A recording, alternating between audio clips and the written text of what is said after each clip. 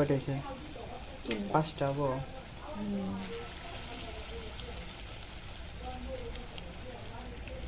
ওকে শেষ না? অ্যাকাউন্ট দাও।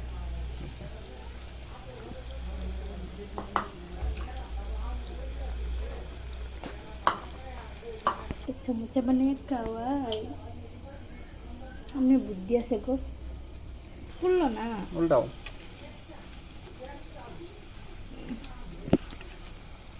স্বামী যখন তার স্ত্রীকে ভালোবাসে, স্বামীর ভালোবাসায়, স্বামীর আদরে, স্বামীর ছোঁয়াতে স্ত্রী যত সুন্দর ছিল তার চাইতে বেশি সুন্দর হয়ে যায়। সুবহানাল্লাহ পড়ে।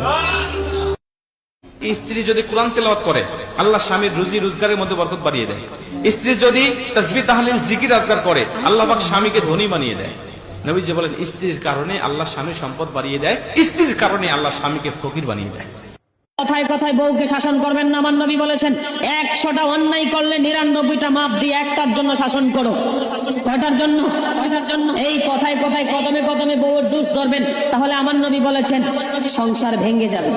তার মানে তো বাঁকা হাড্ডি ভেঙে ফেলতে হবে, তার মানে সংসারটা ছিন্ন হয়ে যাবে। কবুল বলার পর থেকেই স্বামী স্ত্রীর আমল নামায় সওয়াব লেখা শুরু হয়ে যায়। তারা যখন একজন অপরজনের দিকে তাকায় তখনও সওয়াব লেখা হয়, এবং তারা যখন একসাথে বসে গল্প করে তখনও সওয়াব লেখা হয়, তারা যখন হাসি ঠাট্টা করে আনন্দ ফুর্তি করে তখনও সওয়াব লেখা হয়। নবীজি বলছেন বাইহাকী শরীফের মধ্যে, যে স্বামী যখন কোনো স্ত্রীর দিকে ভালোবাসার নজরে তাকায়, আর স্ত্রীও যদি স্বামীর দিকে তাকায়, তখন আল্লাহ পাক তাদের দিকে রহমতের দরজা দিয়ে তাকায়। সুবহানাল্লাহ। আল্লাহর কাছে প্রিয় হতে হলে স্ত্রীর কাছে আগে প্রিয় হতে হয়। এটা অনেকেই বুঝে না। অনেকে মনে করে আমি নামাজ পড়বো, রোজা রাখবো, স্ত্রীর সাথে যাচ্ছে তাই আচরণ করব, হয়তো আমি আল্লাহর কাছে প্রিয় হয়ে চালচালায় জান্নাতে চলে যাব। কোশ্চিন কালেও এটা সম্ভব নয়। প্রিয় ভাই, মনে রাখবেন আল্লাহর হাবিব আপনার ব্যাপারে বলে গিয়েছেন, খায়রুন নাস মান ইয়ানফাউন নাস, তোমাদের মধ্যে আল্লাহর কাছে ওই ব্যক্তি সবচেয়ে সেরা যে ব্যক্তি তার স্ত্রীর কাছে সেরা। স্ত্রী যদি ভুল করে, আপনি নিজে তাকে শাসন করেন, আর পারলে তাকে ক্ষমা করে দেন। যদি ক্ষমা করতে না পারেন, আপনি নিজে তাকে শাসন করবেন। কিন্তু পরিবারের কাছে, অন্য মানুষের কাছে, তৃতীয় ব্যক্তির কাছে এই কথাগুলো বলে বেলাবেন না, কারণ তৃতীয় পক্ষ কখনো আপনার সংসারে সুখ শান্তি এনে দিবে না। আপনার স্ত্রীরও মান আছে, সম্মান আছে, মনে রাখবেন তার মানের মাঝে আপনার মানটাও রয়েছে। অতএব তাকে যদি অন্য মানুষের কাছে খাটো করেন, ছোট করেন, অটোমেটিকলি আপনিও মানুষের কাছে ছোট হয়ে যাবেন।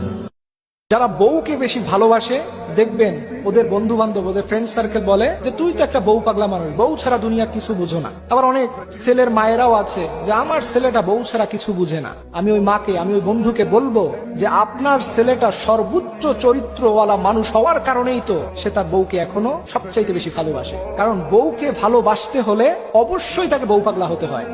সর্বোচ্চ ভালোবাসা তো তারাই পারে যারা নিজের স্ত্রীর জন্য সারাক্ষণ ব্যস্ত হয়ে পড়ে। আর যেই পুরুষ অন্য মানুষের জন্য ব্যস্ত থাকে তারা কখনো নিজের স্ত্রীর জন্য বউ পাগলা হতে পারে। সময় থাকতে নিজের স্ত্রীকে মূল্য দিন।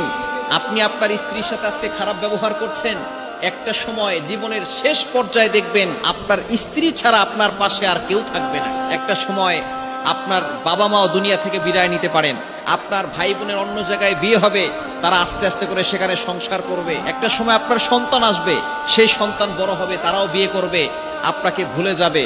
বিয়ে করার পরে ছেলে বউয়ের কাছে থাকবে, কিন্তু আপনার ওই কঠিন মুহূর্তে জীবনের শেষ সময় অসুস্থ হয়ে পড়বেন, তখন আপনার পাশে তাকিয়ে দেখবেন শুধুমাত্র আপনার সেই স্ত্রী রয়েছে।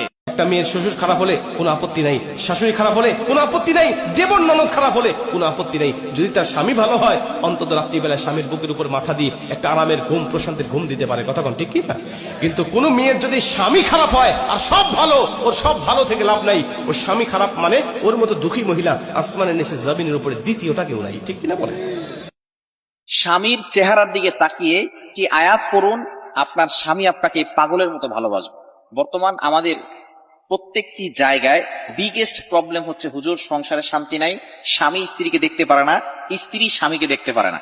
ম্যাক্সিমাম জায়গায় দেখা যাচ্ছে অনেক মহিলারা, মা বোন আমাদেরকে ফোন দিয়ে বলে, হুজুর আমার স্বামী পরকীয়া লিপ্ত হয়ে গেছে, আমার স্বামী এখন আর আমাকে সহ্য করতে পারে না, আমার স্বামী আমার সাথে খারাপ ব্যবহার করে, বাজে ব্যবহার করে।